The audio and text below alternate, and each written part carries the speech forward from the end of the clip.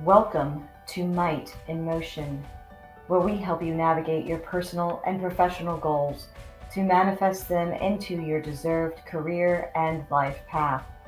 Here at Might in Motion, we don't make excuses, we do the work and go above and beyond.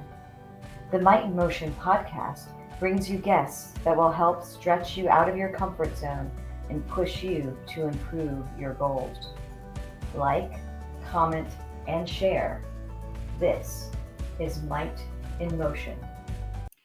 Welcome to everyone to Might in Motion. So fun to be able to bring guests to you where we get to talk about different things about leadership. And it comes in all kinds of shapes and forms, which is the thing I love, leading teams in corporate America.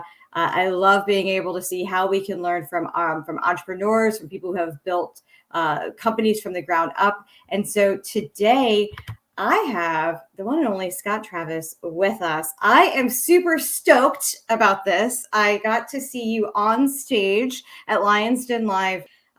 You are a phenomenal artist. You've obviously built multiple companies, dismantled them, and then just gone after your dream career and dreadlocks and all kinds of cool stuff. And living the life. Fun fact, you are guest number 10. So, you can tell Anne, you are in fact a 10 out of 10. I think after 36 years, I'm hoping I'm at least an 8 and above. So it might be depending on the day. I don't know, but yeah. We're so excited to have you. Thank you so much for joining us. Thanks so much for inviting me. Been looking forward to it. So as you and I kind of chatted a little bit backstage, I mentioned that most of the audience here is kind of on a corporate track. They are folks that may be looking to break into leadership roles or are in a leadership role, and sometimes that's a struggle. And I know you've led teams before. You've had to build teams, probably had to have tough conversations. Are there anything that you look back on that part of your life and you're like, man, if I could have done that differently when I was, 25 or whatever, what would that be? Boy, I think the biggest thing, it's interesting that you say that, because I say to a lot of people now when I'm talking about business and everything else, I was a terrible boss. I was probably the worst boss, because I was not one that, I was paying you to do a job. So that's basically what it was. I didn't develop relationships. I didn't get close with my employees. And, growing up and looking back on it now, it's like I see what the young entrepreneurs are doing now, and they're building these tight knit teams. And that wasn't me. I was the one on the island and just said, I'm the boss and that's it. And it's really fascinating coming from, the two different dimensions of it.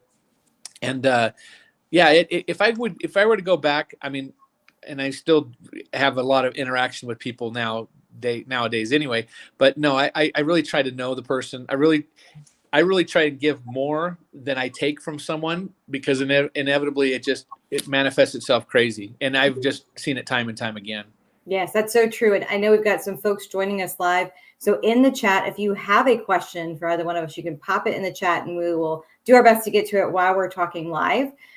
So I totally hear what you're saying about kind of pouring into your team. And I know you and your wife Anne talk a lot about communication on your podcast, Thou Shalt Not Kill, right? And it's that kind of communication that you talk about in a marriage or in a dating relationship, I think applies at work too. Yeah, I wholeheartedly agree with that. And we, on our podcast and our coaching and stuff too, it's like we have an approach, which sounds really interesting now that I just told you that I'm a terrible boss, but for 30 years, like, it's crazy. But what we approach our marriage is as a business. Mm-hmm. You need a CEO, you need a CFO, you need a coordinator, you need an assistant, you need all this stuff. And we keep that within our family. As far as, we have, it's real interesting too. We have board meetings, whereas, the corporate world, all of them come into an office and sit there. Well, it's only me and Ann. So we legitimately, it's one of the strong tools that we teach everybody else to do. We have it once a week. We have it off-site. So we go to a restaurant. We bring one car. so that we can't leave if we're mad at each other. We can't do anything else.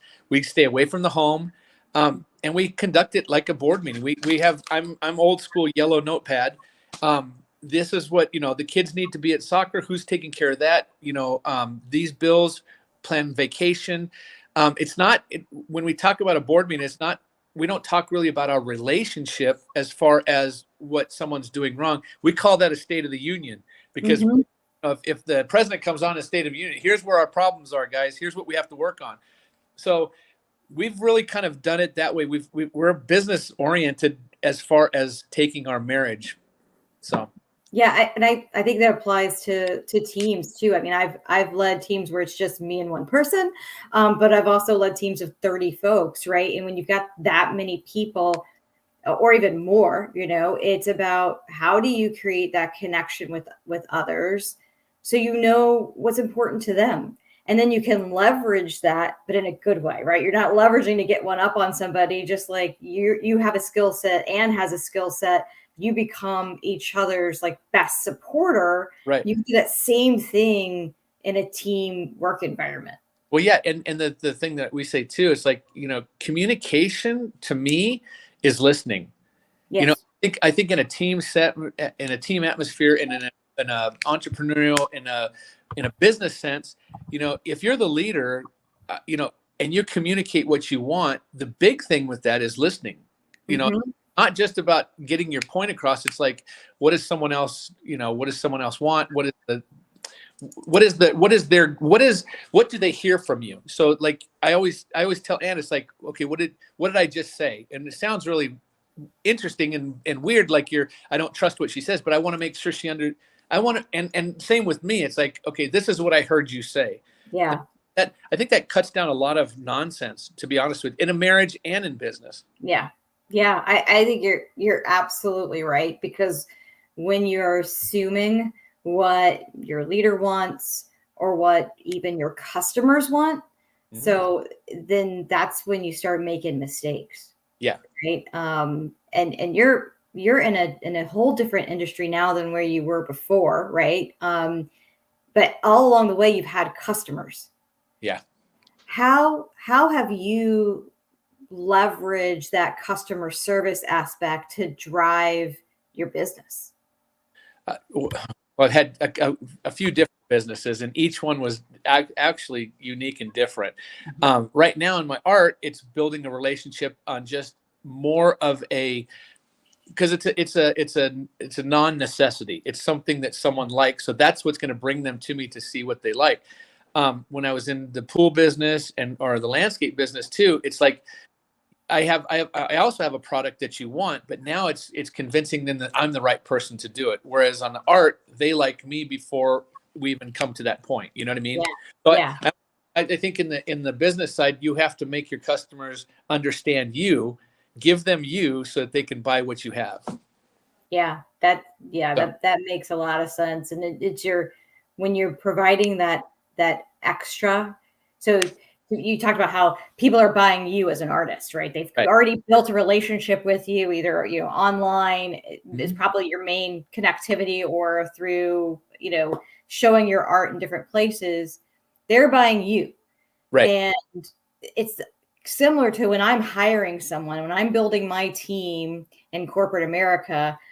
I'm buying a person, right? Like I want to understand, what does that makes that person tick? Are they going to fit culturally? Are they going to be the type of person that become like a ride and die for my team? Right. And so you're constantly, regardless if you're selling a product that you've made, you're always selling something, because you're selling yourself. Yeah. I think the thing is too, is when you're building a team, I think the relationship that you have, I don't want to say outside the business, but if you can converse with someone that understands you, that's a big benefit. But if there's someone that isn't that talkative person, but they do their job really well, now it's a matter of you manipulating yourself, not changing that person, and manipulating yourself as a boss or as a leader, to try and figure out, how can I get the most, or what does this person want? That's what I'm saying. When you think about the other person before you think about yourself. Yeah. When I saw you speak earlier this year, you talked about how you've kind of got to get out of your own way, right? And I'm in transportation. So you used an analogy of saying you must move from here to get there, right? Can you tell us a little bit about how you think about that and how that allows people to shift out of being stuck? Yeah, the big thing is like I always hear people. You always hear people that say, once I get done with this, I'm going to do that. Mhm. Or my dream job is to do this. I want to be an artist, but I'm a plumber. It's like you're never going to get there unless you leave here. You can continue to be a plumber all you want, but if your real ultimate goal is to do something else, you're never gonna get there unless you leave where you're at now. And again, a lot of people say, leaving your comfort zone and everything else. It may not even be leaving your comfort zone. Maybe you hate the job, but it's like, I don't think I can do it. It's like Mm. there's always these obstacles that come in the way. And the big thing is you just have to take a gamble on yourself. And I don't feel as though I've ever gambled on myself. I've just trusted myself to do it. And again, when I do that, it's like I burn the boats. Yeah. I don't give myself a way back. Like when we moved out to Utah, we sat and had a board meeting, me and Ann discussed it, and then we took action and moved on. We didn't talk about it on January 1st, and then December 20th of that same year we decided to talk about it again. It's like, okay, this is our objective, this is what we want to do, and we set forth and did it. Yeah. There's no question. Yeah. And that's the whole point behind, you're never going to get where you want to be unless you leave where you're at right now. Mm-hmm. If Mm-hmm. you like where you're at, then that's great, but always be open to the opportunities of doing something else. Have you always been that way? Is that just in your DNA? Yeah, I think it is. I really do. I think because we've made some major moves, like interstate, made some major job changes. When I decided to leave my job to start my own company, I was 22 years old, and I'm 58. So let's go back quite a ways. I was 22 years old and making $80,000 a year without any overtime. So Wow. I'm a 22, 23-year-old kid that's driving brand new cars and doing all this fun stuff. And again, maybe that doesn't sound like a lot now, but go back 35 years. That's Yeah. a nice chunk of change. So Especially pre-kids. yeah, exactly. Yeah, we had kids too. So it's like, Yeah. okay, so that's just it. I went all in on myself. Again, I don't think I'm gambling on myself. I just take the responsibility upon myself. If I screw it up, that's my fault, no matter what. I don't put the blame on Ann because she let me do it, or nobody lets me do anything. I'm going to do what I'm going to do. And again, we talked about it. Me and my wife talked about it, but once we made the decision, it was just go. Yeah. Yeah. Another thing I see you talk about a lot on Instagram, and I have kind of your where to follow you a little bit later on to share with everybody, because if you are not following Scott on Instagram, you need to, because I love it. I look at your content and Ann's content every single day. I have a big girl that helps me with it. So That's awesome. One of the things you talk about, and this is how I got you on, because you keep on talking about just say yes.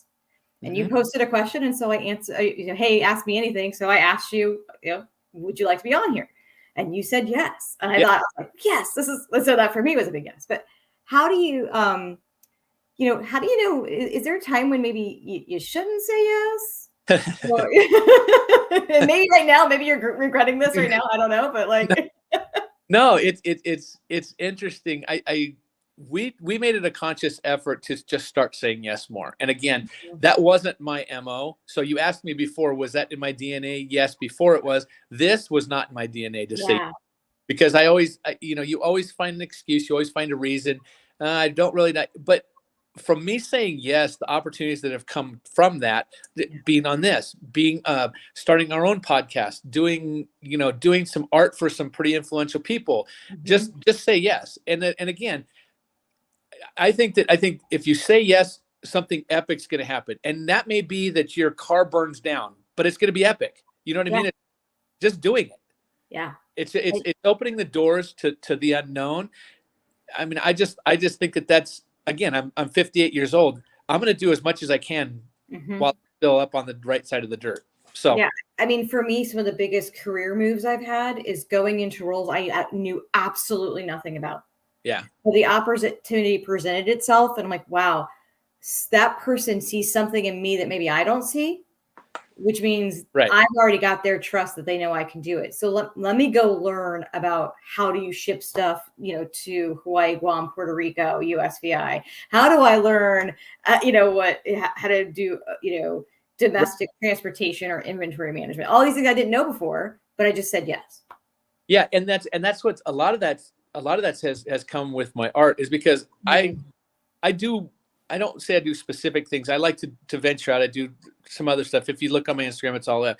But when people started commissioning me to do things that I've never done before, I don't do horses. I don't do portraits, but I'm like, yeah, let's try it. And then all of a sudden, it's another avenue of something that I didn't know within myself that I can do. That's the whole thing. It's like when you say yes, you're pushing yourself outside your boundaries.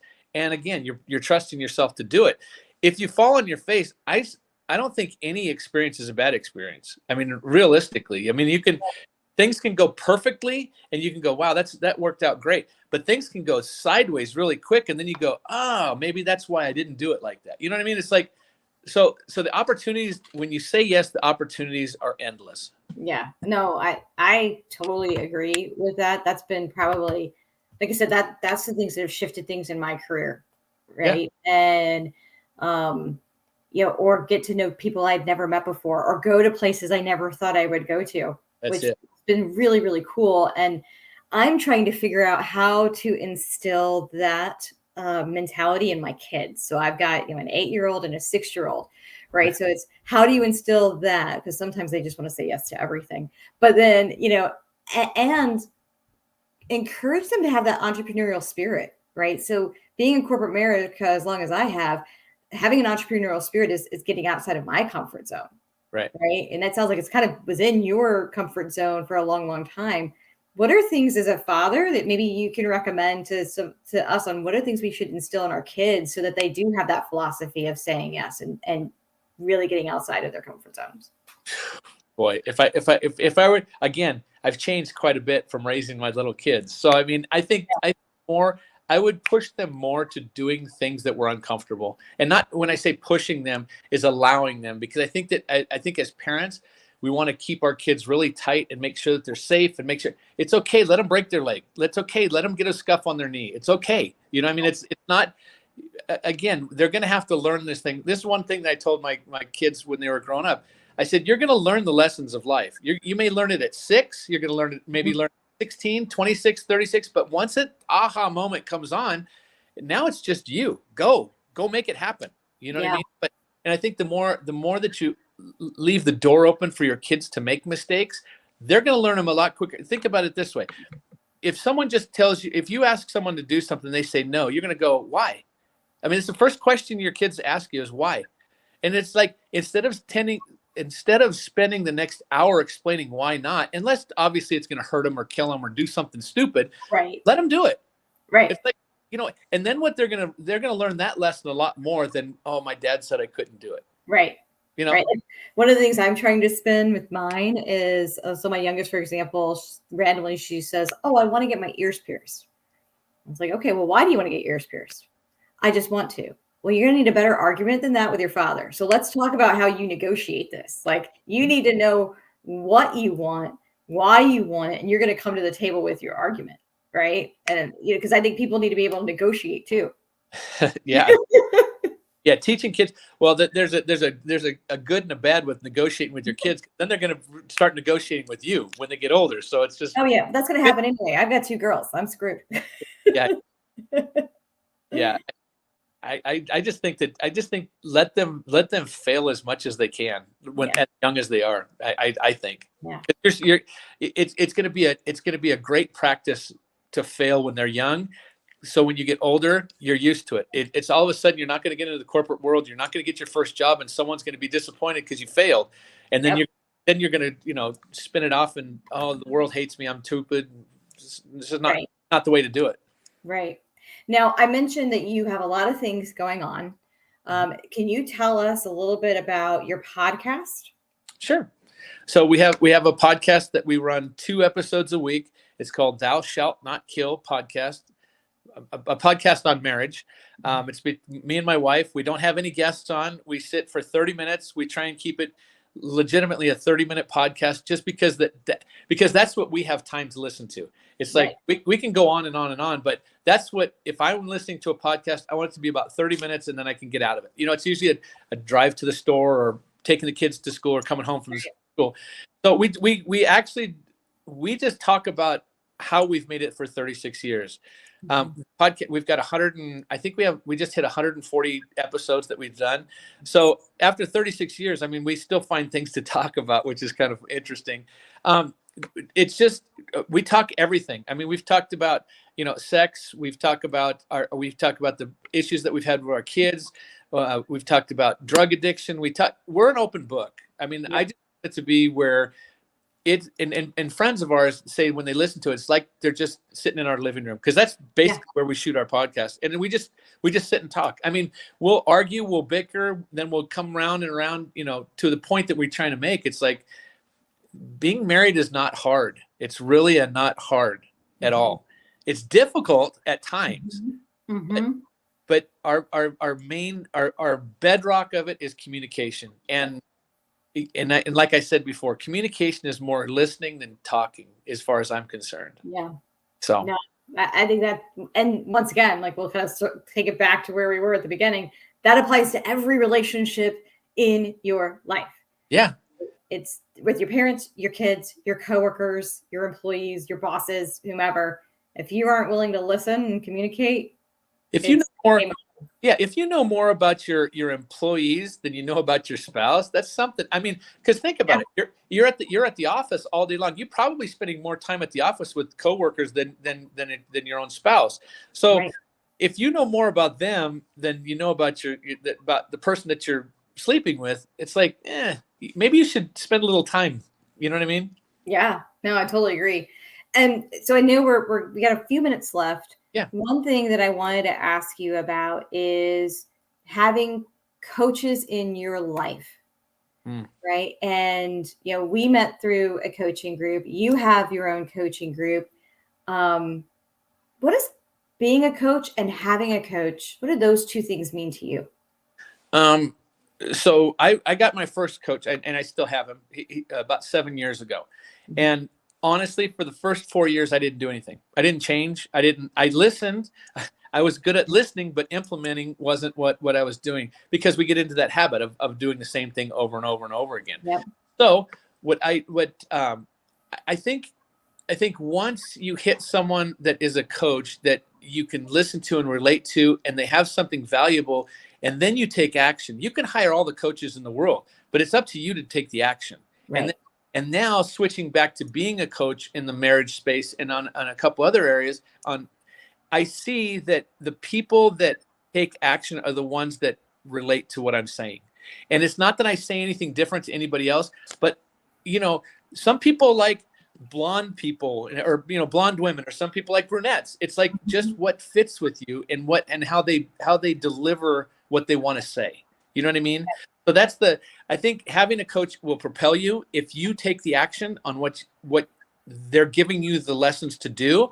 And as a coach, for me to listen to what the people are looking for, but not changing what my core is. You know what I mean?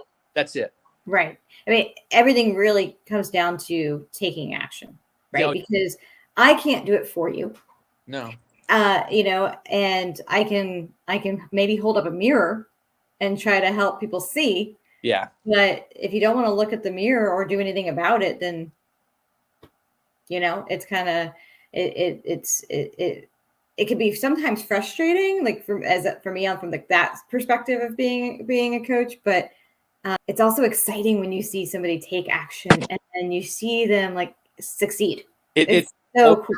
It's rewarding, and it's rewarding that fact. I think that you hit it right, though. It's all up to the individual. It's up to me to listen. It's up to me as a student. It's up to me to take the advice and move forward with the instruction. As a coach, it's important for me to listen, but give the honest direction. You know what I mean? It's not sugarcoated. It's like, yeah, you might, why don't you try this? It may hurt. It may cost you money. It may do this, but this is the way to get through it. Yeah. Yeah. And again, it's completely up to the acceptor of the coach to move forward with it. Yep. No, I love it. I wanted to share with everybody kind of how they could get a hold of you or reach out to you. So I know you're really big on Instagram. I also listed your website that I found, via your link in Instagram. Are those the best ways? Drop you a DM. Yeah, the best way is Instagram. I mean, I am Scott Travis. I see you have it up on the screen and that. Yeah, that's the other thing too, is like so many people is like, guy, you're kind of accessible. It's like, I'm just a regular person. You know what I mean? It's like, you may have the followers, you have all this other stuff, and oh, you're a coach, you do podcasts, all this stuff. I just like, I'm living is what I'm doing. Yes. And if you want to be in my space and you're a good person, I will have you in my space, no problem. Yeah, I love it. I absolutely love it. Thank you so much for You're very welcome. joining us this evening. This has been fantastic. Really, really appreciate it. I appreciate you inviting me. Thank you so much. Thank you for tuning into Might in Motion. If you learned something about motivation, momentum, mindfulness, or might, please like, comment, and share. Thank you.